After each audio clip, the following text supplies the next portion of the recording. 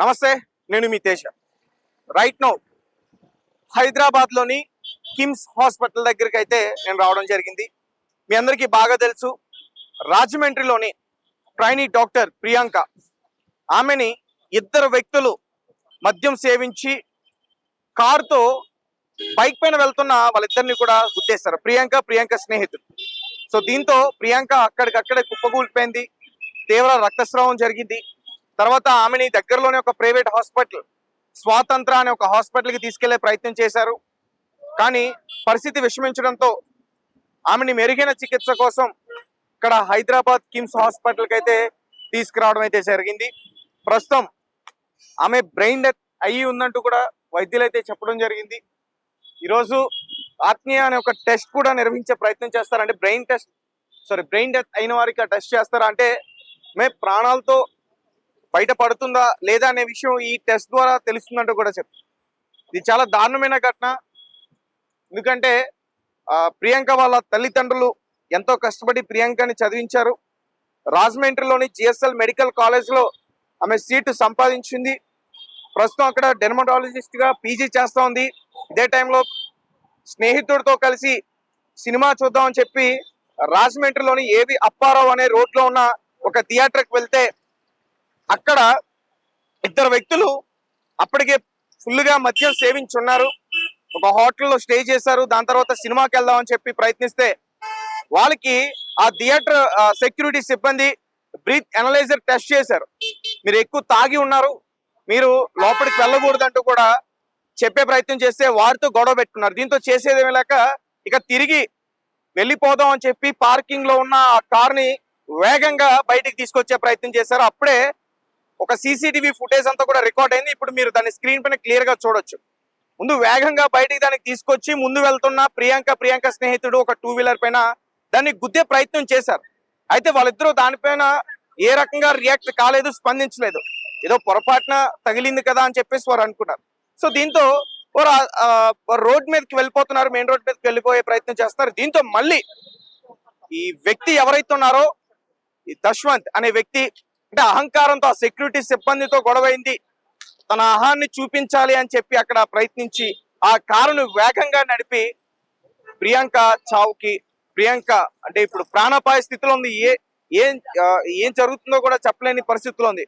ఒకవైపు ఆమె మరణించింది అని చెప్తున్నారు, మరొక వైపు బ్రెయిన్ డెత్ అయింది. వాళ్ళ తల్లిదండ్రులు అయితే మాత్రం ప్రాణాలతో బయటపడే అవకాశం ఉంది అంటూ కూడా వారు ఈ రోజు చెప్తా ఉన్న పరిస్థితి. సో ఇద్దరు తాగుబోతుల యొక్క వేరంగం వల్ల ఒక మెడికల్ ట్రైనీ డాక్టర్ అయితే ఈరోజు బ్రెయిన్ డెత్ అయ్యి ఈ హాస్పిటల్లో చికిత్స పొందుతుంది. సో ఇంకా కొన్ని గంటలు గడిస్తే గానీ ఆమె పరిస్థితి ఏంటి అంటే పూర్తిగా ప్రాణాపాయం ఎటువంటి ఇబ్బంది లేకుండా బయట పడుతుందా లేదనేది అయితే మాత్రం చెప్పలేమంటూ కూడా డాక్టర్స్ అయితే చెప్పేశారు. దీనిపైన మనతో పాటు మాట్లాడడానికి ఇక్కడ ఒక వ్యక్తి ఉన్నారు. అసలు ఎలా రియాక్ట్ అవుతారు, ఇలా తాగి డ్రైవింగ్ చేసి హిట్ అండ్ రన్ చేసి వెళ్ళిపోతున్న వ్యక్తులపైన అసలు ఏం చేయాలంటారు, వాళ్ళపైన ఎలాంటి చర్యలు తీసుకోవాలంటారు అనే దాని గురించి మనం మాట్లాడే ప్రయత్నం చేద్దాం. మనతో పాటు మాట్లాడడానికి ఒక పర్సన్ ఉన్నారు, ఆయనతో మాట్లాడతాం. నమస్తే. సో ఇలాంటి వ్యక్తులను అసలు ఏం చేయాలంటారు? చట్టపరంగా శిక్షించాలండి. గవర్నమెంట్ ఇలాంటి దానికి డ్రంక్ అండ్ డ్రైవ్ టెస్ట్ చేయాలి. అమ్మాయికి చాలా భవిష్యత్తు ఉందండి. చిన్న అమ్మాయి మంచిగా లైఫ్ లో సెటిల్ అవుదామని ఎన్నో ప్రయత్నం చేసి సొంత హాస్పిటల్ కట్టుకొని తల్లిదండ్రులు ఎంతో కలలు గాని అవును కష్టపడి తల్లిదండ్రులు పిల్లలు పెద్ద చేస్తారండి. అలాంటి పరిస్థితుల్లో ఇలాంటి తాగుబోతులు చేసి చక్కని జీవితం పాడు చేసినందుకు చాలా బాధాకరం ఉందండి. ఇలాంటి వాళ్ళని చట్టపరంగా శిక్షించడం చాలా మంచిదండి. ఓకే, ఇలాంటి వాళ్ళని రెగ్యులర్ గా డ్రంక్ అండ్ డ్రైవ్ చేసేసి కఠినంగా శిక్షించి మళ్ళీ ఇంకోసారి రోడ్ పైన ఇలాంటి వాళ్ళు రాకుండా చేయాలండి. ఓకే, అంత గవర్నమెంట్ చర్య తీసుకోవాలండి. దానికోసం తాగి పూర్తిగా మద్యం సేవించి ఒక 4 వీలర్ మీద ట్రావెల్ చేస్తున్నారు ఎవరు కూడా అంటే కనీసం అంటే ట్రాఫిక్ పోలీసులు థియేటర్ రోడ్స్ లో గానీ రెస్టారెంట్స్ లో గానీ అటువంటి ప్రాంతాల్లో చెక్ చేసే ప్రయత్నం చేస్తారు, బ్రీత్ అనలైజర్ చేసే ప్రయత్నం చేస్తారు. చేయాలండి. పోలీసు వాళ్ళు తప్పకుండా సినిమా మాల్స్ దగ్గర ఆడపిల్లలు వేధించే వాళ్ళ దగ్గర చట్టపరమైన చర్య తీసుకొని ప్రతి వ్యక్తిని బ్రీత్ అనలైజర్ టెస్ట్ సినిమా థియేటర్ల దగ్గర కానీ మెయిన్ అమ్మాయిలు తిరిగే ప్లేస్లలో కానీ చేయాలండి. చేస్తే అమ్మాయికి రక్షణలు కల్పించినట్టు అవుతుంది. గవర్నమెంట్ కానీ పోలీసు వాళ్ళు కానీ చర్య తీసుకొని చట్టపరంగా శిక్షించాలండి వాళ్ళని. అంటే ఇప్పుడు ప్రాణాలతో చెలగాటం ఆడుతున్న ప్రియాంక, అలాగే ఎవరైతే గుద్దారో ఇద్దరు వ్యక్తులు, ఒకరి పేరు దశ్వంత్, ఇంకొకరి పేరు ఆండ్రూ జోసెఫ్. సో అంటే వీళ్ళిద్దరికి కక్షలేం లేవు. సో వీరు తాగిన ఆ మత్తులో అహంకారంతో, అంటే అక్కడ సెక్యూరిటీ సిబ్బందితో గొడవైంది వీళ్ళకి. ఆ అహంకారంతోనే వీళ్ళు ఆ కారుని వేగంగా నడపడానికి ప్రయత్నించారు. దానివల్ల ఈ రోజు ఆమె ప్రాణాలు విడిచింది. ప్రతి చిన్న విషయానికి ఆవేశపడడం మంచి పద్ధతి కాదండి. అనుకోకుండా జరిగిన సమస్య దాన్ని ప్రాణాలతోని వీళ్ళు ఆవేశపడేసి కారు వాళ్ళు బాగా తాగేసి ఇలాంటి చేసి అమ్మాయి జీవితాన్ని సర్వనాశనం చేసిరండి. వాళ్ళని తప్పకుండా చట్టపరమైన చర్య ప్రభుత్వం తీసుకోవాలని నేను కోరుకుంటున్నాను. Right, thank you. సో అంటే దగ్గరగా ఈ ఇష్యూ జరిగి 5 రోజులు అవుతుంది. 5 రోజులు అయితే కేవలం ఇది మీడియా వర్క్ కానీ లేదంటే బయట ప్రజలకు కానీ తెలిసి కేవలం 2 రోజులు అవుతుంది. అంటే ఈ విషయాన్ని దాచిపెట్టే ప్రయత్నం చేశారా? అంటే మరి పోలీసులు తప్పు చేశారా, లేదంటే ఎవరైనా రాజకీయ నాయకుడు వారి వెనక ఉండి ఈ విషయాన్ని బయట పెట్టకుండా పోలీసుల దగ్గర నుంచి ప్రెజర్ తీసుకొచ్చాడా? ఒక ట్రైనీ డాక్టర్ ఆమె వైద్య వృత్తిలోకి వచ్చిన తర్వాత ఎంతో మందికి వైద్య సేవ చేసే పరిస్థితి ఉంటుంది.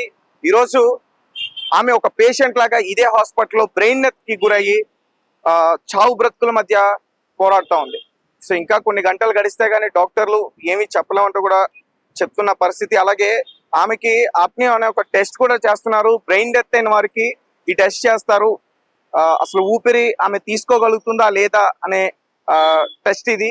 ఒకవేళ ఆమె ఊపిరి కనుక తీసుకోలేకపోతే ఖచ్చితంగా ఇదొక బ్యాడ్ న్యూస్ అనే చెప్పాలి. అలాగే చాలా మంది ప్రియాంకకు సంబంధించిన స్నేహితులు కావచ్చు, బంధువులు కావచ్చు, తను చదువుతున్న మెడికల్ కాలేజ్ స్టూడెంట్స్ కావచ్చు, వాళ్ళందరూ కూడా రోడ్లపైకి వచ్చి నిరసన వ్యక్తం చేసే ప్రయత్నం చేశారు.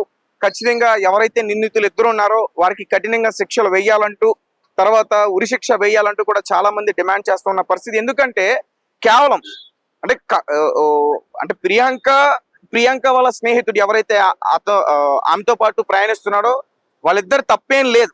వారు సినిమాకి వెళ్ళారు, సినిమా చూశారు, ముగించుకున్నారు, దాని తర్వాత తిరిగి వస్తున్నారు. ఆ వస్తున్న టైంలోనే వారి తప్పేం లేకపోయినా సరే ఆల్రెడీ ఒకసారి పార్కింగ్ ఏరియాలో ఒకసారి వాళ్ళు ఆ కారుతో ఢీ కొట్టడం జరిగింది. సో పొరపాటున జరిగింది అనుకున్నారు, మళ్ళీ పైన జరిగింది, పొరపాటున జరిగింది అనుకున్నారు. ఈ మూడోసారి అయితే మాత్రం వేగంగా కారుని ప్రియాంక పైకి వెక్కించే ప్రయత్నం చేశారు. సో ఆ రోజు ఆ ఇన్సిడెంట్ జరిగినప్పుడు ప్రియాంక తలపై నుంచి ఆ కారు టైర్లు వెళ్ళడం వల్ల ఈరోజు ఆమె బ్రెయిన్ డెత్ కి గురై. సో చూద్దాం మరి పోలీసులు ఎటువంటి చర్యలు తీసుకుంటారు. ఇప్పటికే కొన్ని సెక్షన్లు పెట్టి ఆల్రెడీ రిమాండ్ కి పంపించిన పరిస్థితి. ఇంకా కఠినంగా సెక్షన్లు పెట్టి వారిని శిక్షించాలంటూ కూడా చాలా మంది చెప్తున్న పరిస్థితి.